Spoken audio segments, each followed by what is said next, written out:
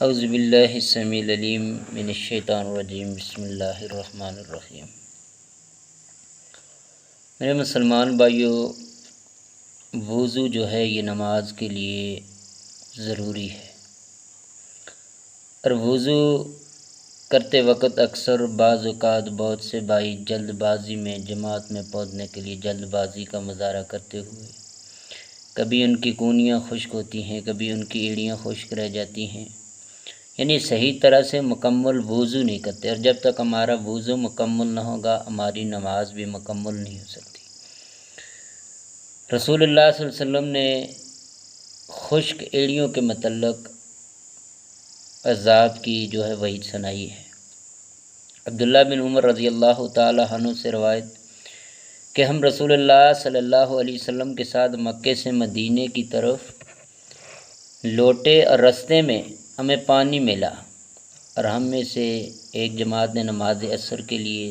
جلد بازی میں وضو کیا، جلدی وضو کیا نماز عصر کے لیے۔ پیچھے سے ہم پہنچ جائے، دیکھا کہ ان کی ایڑیاں جو ہیں وہ خشک تھی، ان تک وضو کا پانی نہیں پہنچا تھا۔ تو رسول اللہ صلی اللہ علیہ وسلم نے فرمایا ایڑیوں کے لیے آگ سے خرابی ہے،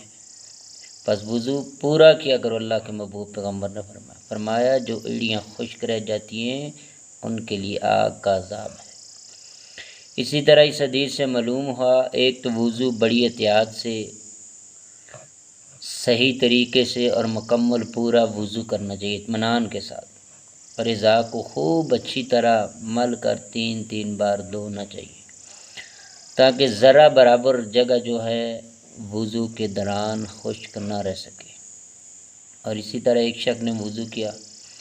اور اپنے قدم پر ایک ناخن کتنا ہوتا ہے، چھوٹی سی جگہ، ناخن جتنی جگہ اس نے